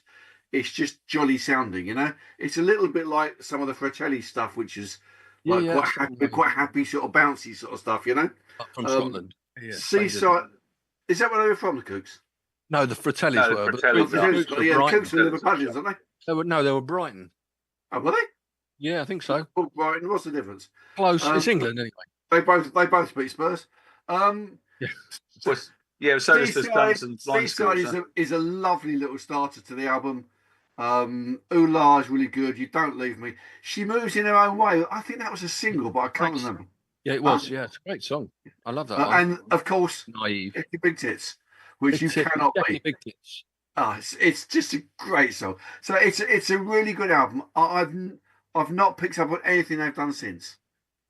No, still going, aren't they? They had an album out fairly recently. I'll try to put in new albums. In fact, they got an album out this year, 2025. Okay. Maybe it's not out yet. It's called Never No. Never Know. Okay. It's an album worth listening to, I think. There's not really a duff track on it. I know. And there's not really a brilliant track. Naive is a good song. She Moves in Her Own Way, I think, is a good track as well. Yes, I think we might have that one for tomorrow. But good. So there you go. Inside Out. Good one. Well, I've got 5 left, so I'll do another tour. Okay, so in my opinion, others' opinions welcome. Yeah. This is in the top 10 albums of all time. It is faultless, and because it is in the top 10 albums of all time, it is therefore the greatest album ever recorded on Tamla Motown. And it is Inner Visions by Stevie Wonder, 1973. literally not a duff note. You know, I love Stevie Wonder. He had that golden period that we've talked about many times on this podcast. Yeah. Inner Visions is his crowning glory. There's just very, very few albums ever better. Too High, Visions, Living for the City, it's just a wonderful song. Golden Lady, Higher Ground, Jesus Children of America, All in Love is Fair, Don't You Worry About a Thing, and he's Mr. Know-It-All. Yes, that's the one. The whole album is perfect. It's a good album. So it's a great album. It's on my list. It's on your list. Excellent. It's on my list. Can I just say it's a brilliant album? It's not as good as Talking Books, and it's not as good as the first album, the first disc of the Songs of the Key of Life. Yes, it is. But it's better than both. It's a fantastic album, and Mr. Know-It-All just caps it off to the nth degree of perfection. Perfect. Superb, isn't it? I mean, I love all those. Talking Book, I love Songs in the Key of Life. But for me, I love fulfilling this first finale. Inner Visions is the best thing he ever did. It's just faultless. So I have it as well. So we have it across the board, that one. That saves a bit of time.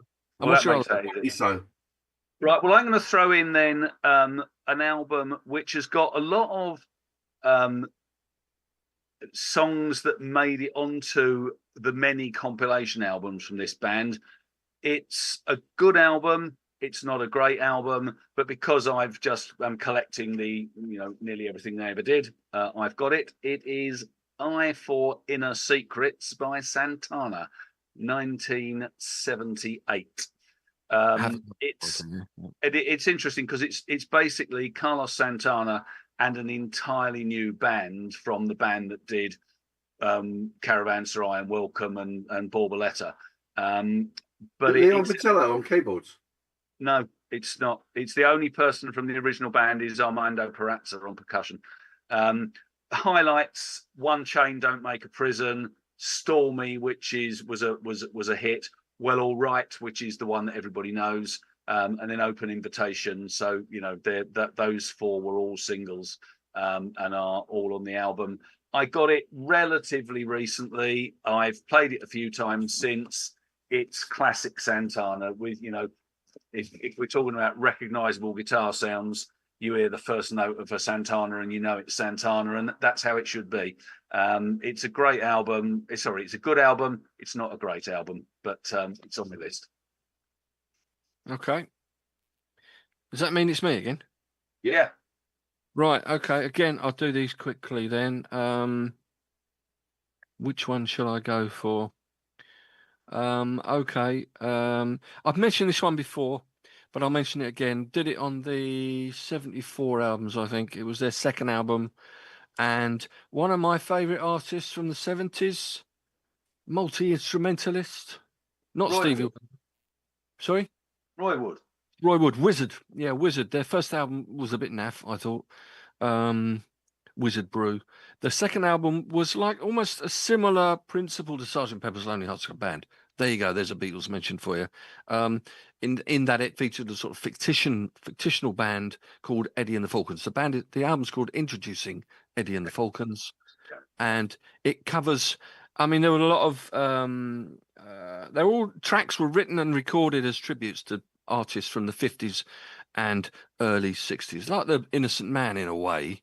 Well, they had a lot of Billy Joel's. A lot of songs were written in the style of Christy Lee was written in the style of Jerry Lee Lewis, Little Richard, for example, on Innocent Man. But you've got Eddie's Rock, which is like an instrumental guitar saxy thing that opens up as Dwayne Eddy like. Every Day I Wonder, Del Shannon, Come Back Karen was like in the style of Neil Sedaka.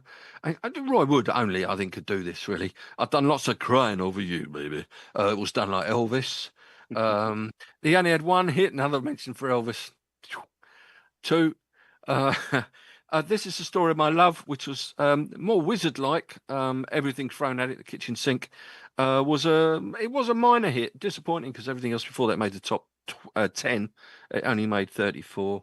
It's a gatefold sleeve. I remember having a fold-out photo of Roy Wood, Wizard, in his Wizard days, in all the colourful hair and everything, and that was on my wall, probably next to Linda Ronstadt. What else was? Well, that's it, really. It's just an old-fashioned. Even the sleeve, the sleeve was like in a cafe, looked like a tablecloth, blue tablecloth in one of the sort of old diner in the 60s with a little menu in the corner. Introducing Eddie and the Falcons, got to 19 in the UK, so that's that one. And I'm going to throw this one. Got to, again, like you, not their best album by any stretch of the imagination, but I've gone for South London's Finest, and they did have. Actually, they had a few albums. They had In the Army Now. They had In Search of the Fourth Chord, which I thought was amusing. It But was. also this one, I've gone for If You Can't Stand the Heat, which was sort of sandwiched between Rocking All Over the World and Whatever You Want, and both of which were far better albums. But this going number 3, came out in '78. It's their 11th studio album, recorded in Holland, produced by Pip Williams, who produced also Rock and Roll the World and ruined the production of that. The songs on that album generally are pretty naff. They're a bit sort of watered down, I think. This one is better quality sound, but Whatever You Want, the next album, they went back to producing themselves, and that was much, much better. Singles on it Again and Again, which made 13, and the single was Accident Prone, another one that. But there's a bunch of other songs on there. Some of it old Quo styley, but with a few horns thrown in, and a bit. I mean, some of the real old style Quo riffs. Um, Like a Good Girl closes the album, but they had a real slow keyboardy ballad called Someone Show Me Home on it as well, which probably original Quo fans would hate. But If You Can't Stand the Heat, that's me. Stink. But Jeff, have you got another one? I've got 2. Go on Right. then. One of Both you. of which I'm And I've got surprised you 3. have. Both So of which you- I'm surprised you haven't mentioned. So Maybe I'll get them here.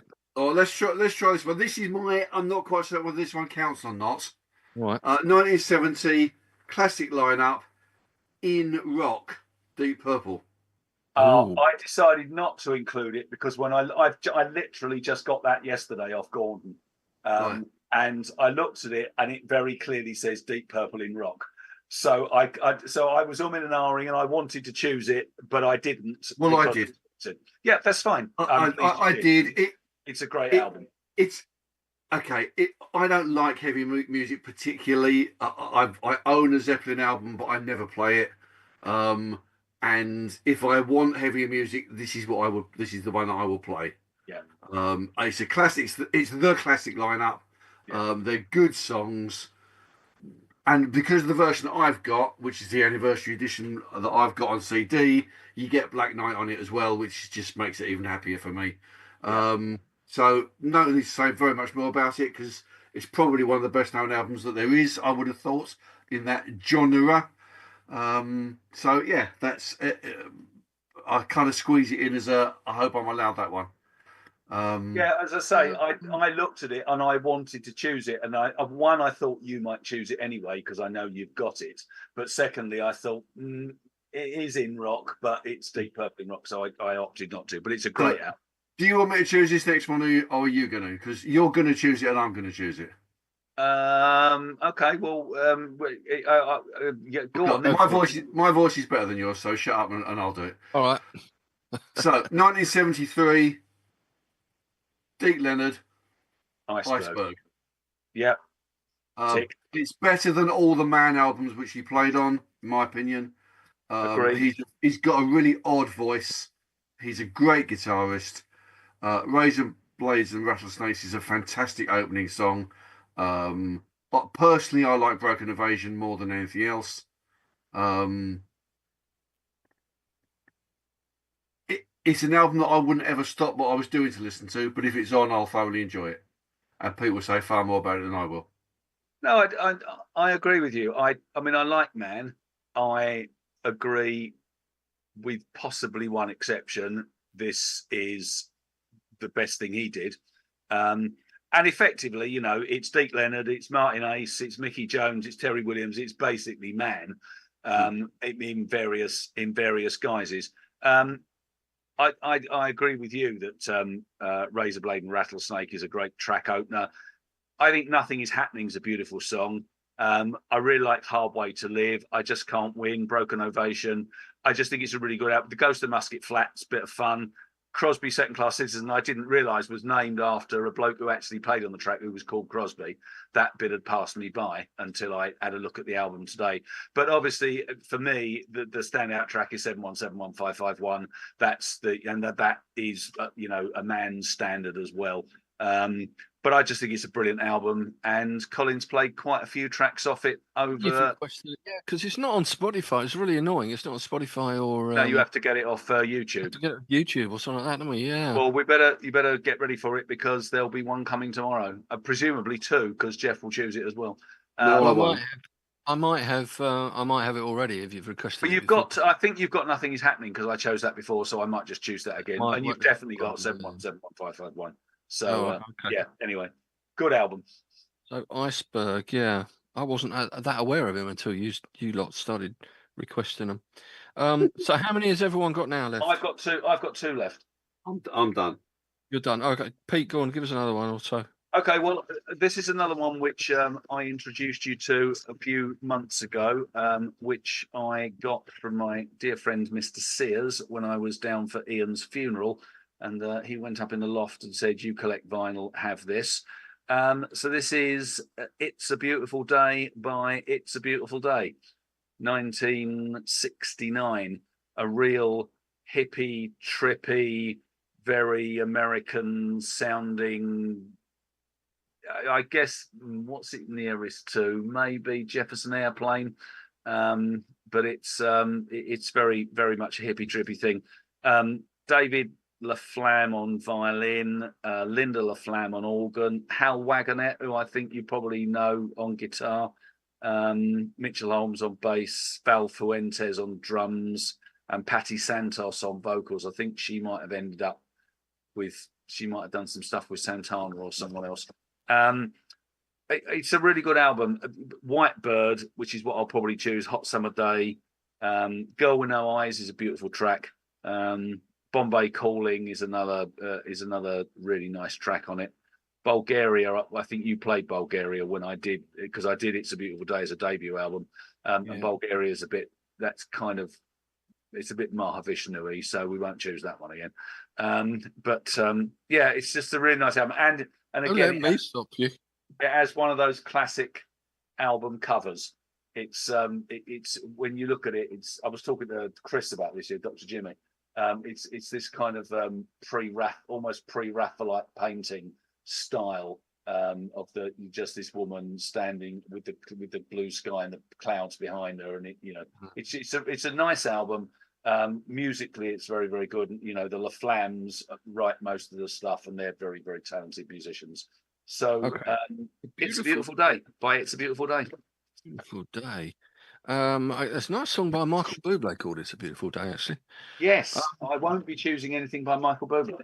No, but it's a nice song. It's a happy song. I'm sure it is. I think I've opened the show with it a few times. It's always a big challenge to work out what to open the show with. Right, you've got one left then. I'll quickly give a couple without giving too much details about them. Both American? Or is one of them Canadian? I don't know. I'll go for the Americans first. This came out in 2001. It was a debut album. And it's called Is This It? Doesn't ring a bell? Got to number 1 and number 2 in the UK, number 33 in the US. They've had 3 singles hit, top 30 hits in the UK actually on this album. Hard to Explain, 16. Last Night, 14. Sunday, 27. None of them got in the charts in the States. In fact, they've only had one Hot 100 hit in the States, which wasn't until 98, and that was Duke. It can't be 98. No, it got to 98. Sorry, that would have been in 2005. But also the Modern Age. The band of the Strokes. They were the next best thing, supposedly, rock band. And I think they haven't really peaked. They haven't really done anything since this album, I don't think. Well, they have. They've done a lot of albums, but this is the one. They had to take off one of the tracks. It came out, as I said, in July 2001. There was a track on it called New York City Cops, which after 9/11, they weren't that complimentary about New York City Cops. New York City Cops, you're so dumb. They had to take that off. and put a new song on it in its place, but it's now sort of come back. But also the Modern Age was another hit. And the other one I'm going to give you, I think, is he American or is he Canadian? This is what I wonder. Anyway, it is someone that you might like, Jeff, actually, rather than Stinks. I get the feeling. Acoustic-y, folky, Jack Johnson. Oh, I like Jack Johnson. Jack Johnson. Like Jack Johnson. writes good Okay, well, songs. Yeah, I'm going for In Between Dreams, which is his Okay. third album, came out in 2005. 2 in the US, 1 in the UK. He had 4 hits in the UK. Sitting, Waiting, Hoping. That's not the Buddy Holly song. That was Crying, Waiting, Hoping, wasn't it? Good People, and then a couple of classics, Breakdown and Better Together. Yeah, Better Together, I know. Yeah. Mixed reviews at the time, but, considerable commercial success. Doing what he does best, basically, just laid back vocal, a bit of a reggae lilt to it, I would say, but still upbeat, uplifting album. It's just a singer-songwriter singing his own what's his I was song. name? going to say, he's a classic singer-songwriter with an acoustic guitar. Exactly Yeah. right. That's exactly what I was going to Yeah. say. What- And that's it. In oh. Between Dreams. Sorry, You got one? What was his name? Jack Johnson. Jack Johnson. You'll like him, Jeff. He's right up your Yeah, street. I'll play one tomorrow, Jeff. Let me know when you're in, and then I'll make sure you hear it. Yeah. I know you're out and about. Right, go on then. Stinks, last one. Right, my last one is an album which I have 2 versions of because they are different, and it is In and Out of Focus by Focus, 1971. I've got that as well. Another one of yours. You got that. Right, you're doing really well here, aren't you? You got that So, one. Yeah. The version I've got, sorry, the first version I had was the version with Jan Ackerman and Pierre van der Linden and Cyril Havermans, who was replaced by Bert Reuter and Thijs van Leer.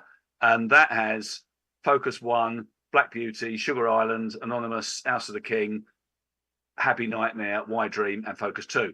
But the original version of In and Out of Focus, which is the one, not the one you're about to show on screen, because that's the second version. The original version, which came out, is basically purple with blue spots all over, and it doesn't have House of the King on it because House of the King was added when it was the B-side of Sylvia.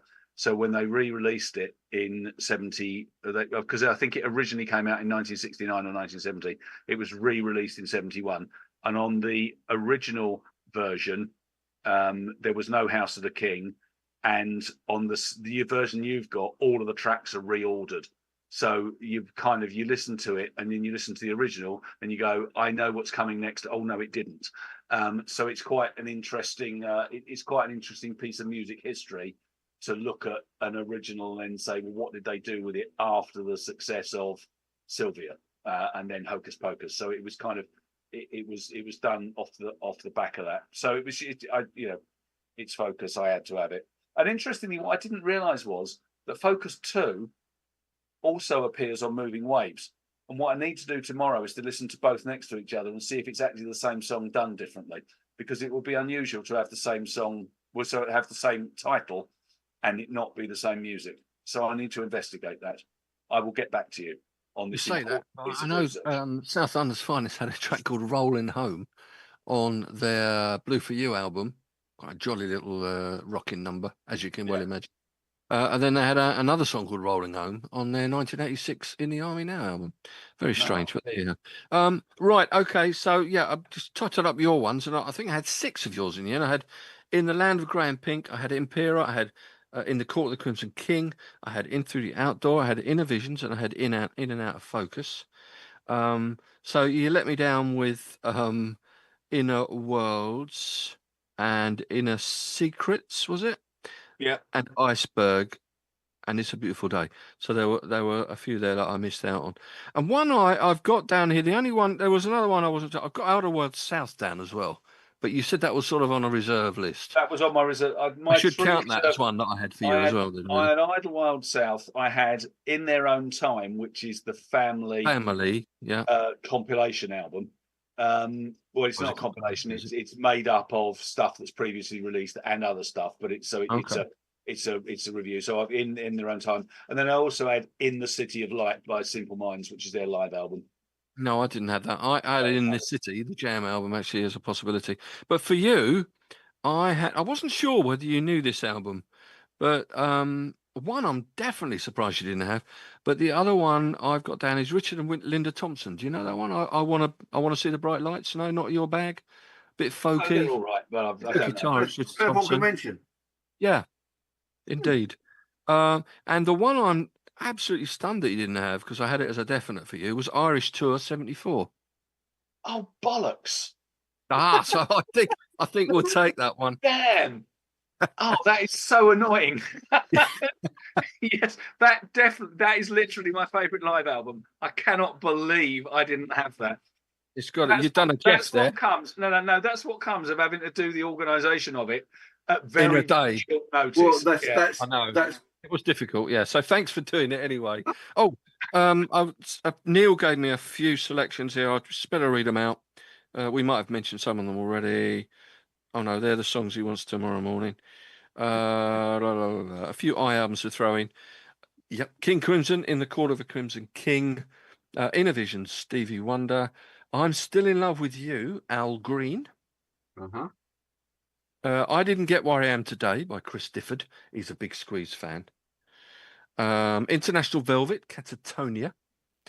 It's My Life, Talk Talk. Andy Fraser, another big Free fan, In Your Eyes. And another one that might have got a little mention, maybe not from you, Jeff. It's Only Rock and Roll, Rolling Stones. Wicked. But I like it. It's a song, yeah. But the album, I think, was just called It's Only Rock and Roll, wasn't it? Yeah, I mean, I had loads of others written down here that I could have mentioned, as I said, the In the City album. There was a Dave Edmunds album as well, Information. There's a Ramones album, It's Alive, for example, I could have had. But enough. We've had enough albums, I think. Yeah, thanks very much, gentlemen, for sorting that out at short notice with Jackie's withdrawal, sad withdrawal. Next week, hopefully, fingers crossed, everything crossed, we've got Elvis. We'll be in the building. Uh-huh. But maybe Stinky Pete won't be. Stinky Pete is holding his head in his hands. He is leaving the not building. watching on Spotify, on Facebook or whatever, YouTube. I may well not do next week because I might have something else on. But even if I do, I'm just basically going to review all of the Elvis movies. Well, you can do that. I'm going to watch them all. We like a bit of contrast. Yeah, we like a bit of Mahavishnu with the Willis and me on the other side. The cliff divers in Mexico. That's always good for a laugh. Well, as long as you're not talking about Cliff Richard, then we'll be all right. Cliff Richard diving in Mexico I don't want to know about that. No, we don't. No, absolutely not. That's got Gary Glitter written all over it. So let's not. All right. Well, as I said once more, thank you very much, you two, for joining me this evening. A pleasure as always. And a lot of the high albums that we mentioned, you'll hear some of the tracks from some of the albums tomorrow morning and on Friday, probably on the show. CBW Radio tomorrow, don't forget. 8 a.m. is the main show starting, with a few afternoon delights as well. So, it will be posted to the usual places by Shaggy when he gets a chance before the weekend or over the weekend. I think it was his birthday last weekend. I think that he's a little bit later getting it out last week, but hopefully it will be there as soon as possible. It will be there as soon as possible. Spotify being the main one, and of course, one day we will be on the BBC. The BBC, yeah. And we've got a semi-final to look forward to next week as well. Yay! Against Bodo Glimt. Whoever the hell they are. They are the Norwegian champions. They are a village and they have a ground capacity of 8,400 and it's an artificial 3G pitch. This has got Tottenham disaster written all over it. We need to score 9 bucket loads at home next Thursday in order not to be very badly embarrassed in Norway. And then you know the script. We beat them. Man United beat Athletic Bilbao. We play United in the final. We've beaten them 3 times this season. They're shit. We know what the score's going to be. We do. Oh, to be a Spurs what fan, To be a Spurs fan. It hurts. Why in God's name didn't I support Leighton Orient? There we go. That's the way. That's the way the cookie crumbles. Anyway, that's it. So all I've got left to say is, it's a good night from me. It's a good night from